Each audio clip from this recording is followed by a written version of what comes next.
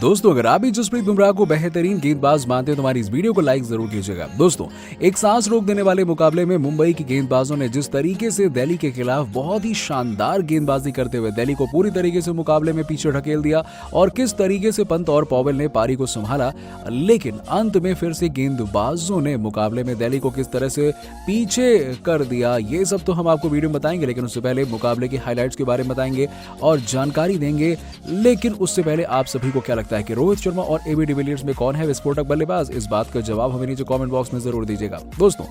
जब इस आईपीएल के प्लेऑफ के दृष्टिकोण से सबसे महत्वपूर्ण मुकाबला मुंबई और दिल्ली के बीच में खेला गया तो सिक्का बेशक मुंबई के कप्तान रोहित शर्मा के पक्ष में गिरा और मुंबई के कप्तान रोहित शर्मा ने टॉस जीतकर पहले गेंदबाजी करने का फैसला किया और जहां ये फैसला सही भी साबित हुआ, जिसमें सबसे पहले दिल्ली के बल्लेबाजों की तरफ से पारी की शुरुआत करने दो ताबड़तोड़ बल्लेबाज पृथ्वी शॉ और डेविड वार्नर मैदान पर आए। इन दोनों ही बल्लेबाजों से पूरे आईपीएल टूर्नामेंट में जिस तरीके से बेहतर प्रदर्शन देखने को मिला, उसी तरीके से खतरनाक प्रदर्शन की उम्मीद की गई थी, परंतु दोनों ही बल्लेबाजों ने शुरुआत तो बड़ी साधारण करी, जिसका फायदा मुंबई के गेंदबाजों ने उठा लिया, जिसमें दिल्ली को डेविड वार्नर के रूप में पहला झटका लगा और जिसमें वार्नर तीसरे ही ओवर में 5 रन बनाकर पवेलियन लौट गए और उन्हें डैनियल सैम्स ने ओवर की आखिरी गेंद पर जसप्रीत बुमराह के हाथों कैच आउट करा दिया और वार्नर 6 गेंदों पर एक चौके की मदद से 5 रन बनाकर आउट हो गए। तो वहीं बल्लेबाजी करने मिशेल मार्श आए और उनको तो जसप्रीत बुमराह ने ठीक से मैदान पर आने भी नहीं दिया था और मुकाबले के चौथे ओवर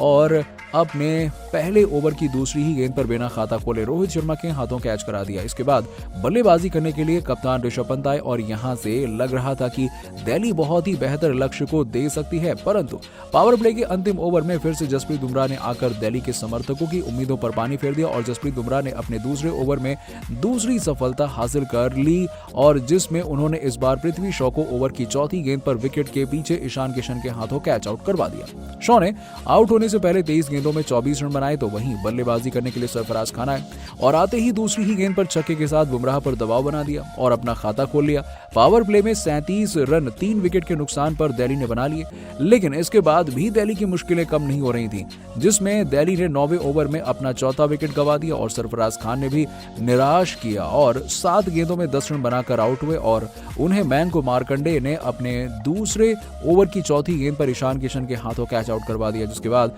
मुकाबले में अपनी टीम को आगे ले जाने का कार्य रोमन पॉवेल और कप्तान ऋषभ पंत ने करा। लेकिन अभी भी दिल्ली की टीम दबाव में थी, परंतु 2 ओवर में मोमेंटम दिल्ली की तरफ शिफ्ट हो गया क्योंकि ऋतिक शौकीन अपने आखिरी ओवर में बेहद ही महंगे साबित हुए और उनके ओवर में रोमन पॉवेल ने 2 छक्के और 1 चौका लगा और कुल 20 रन बटोरे और यहां से मुकाबला दिल्ली की तरफ जाता हुआ दिखाई दे रहा था और पॉवेल भी ऋषभ पंत के संग शानदार बल्लेबाजी कर रहे थे और जिसमें दोनों बल्लेबाजों ने शुरुआती झटकों से दिल्ली को उबारते हुए अर्धशतकी साझेदारी 15वें ओवर में कर डाली और 15वें ओवर में 5 विकेट के लिए पूरी तरह से खतरनाक बल्लेबाजी की और 15 ओवर में दिल्ली की टीम को 106 रन तक पहुंचा दिया 4 विकेट के नुकसान पर। लेकिन इसके अगले ही ओवर में बहुत ही ज्यादा ड्रामा देखने को मिला, जिसमें गेंदबाजी करने आए रमनदीप और तो ऋषभ पंत के हाथों तीसरी गेंद पर चौका खाया और फिर 2 वाइड गेंद के बाद चौथी गेंद पर फिर से चौका खाया और फिर से एक बार के बाद 5वीं गेंद पर एक गगनचुंबी छक्का जड़ दिया और इसके बाद रमनदीप ने वापसी करते हुए ओवर की अंतिम गेंद पर ऋषभ पंत को पवेलियन का रास्ता दिखा दिया, जिसमें ऋषभ पंत ने 33 गेंदों पर 4 चौके और एक छक्के की मदद से 39 रन बनाकर विकेटकीपर ईशान किशन के हाथों कैच आउट हो गए, जिसके बाद बल्लेबाजी करने अक्षर पटेल आए और इसके बाद 19वें ओवर में जसप्रीत बुमराह ने अपनी शानदार गेंदबाजी से सबसे बड़े विकेट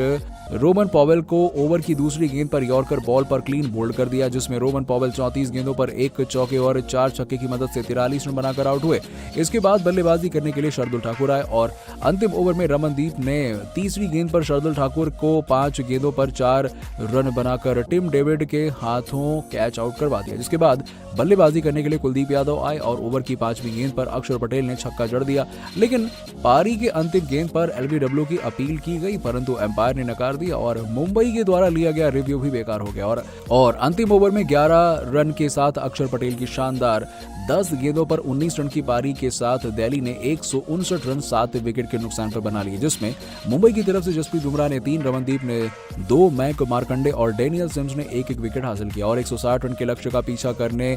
जब मुंबई की टीम उतरी तो मुंबई की तरफ से ताबड़तोड़ बल्लेबाजी ईशान किशन और कप्तान रोहित शर्मा करने के लिए मैदान पर आए और दूसरे ओवर में ईशान किशन ने 2 चौके और 1 छक्के की मदद से 14 रन बटोरे। और पावर प्ले के अंतिम ओवर में नॉजे ने कप्तान रोहित शर्मा को ओवर की दूसरी गेंद पर 13 गेंदों पर 2 रन बनाकर शार्दुल ठाकुर के हाथों कैच आउट करा दिया और इसी के साथ ही 8 ओवर में 40 रन 1 विकेट के नुकसान पर मुंबई ने बना लिए। दोस्तों, इस मुकाबले में किस खिलाड़ी ने अपने शानदार प्रदर्शन से आपको प्रभावित किया, इस बात का जवाब हमें नीचे कमेंट सेक्शन में जरूर दीजिएगा और ऐसी ही खबरों के लिए सब्सक्राइब कीजिए हमारे यूट्यूब चैनल को। धन्यवाद।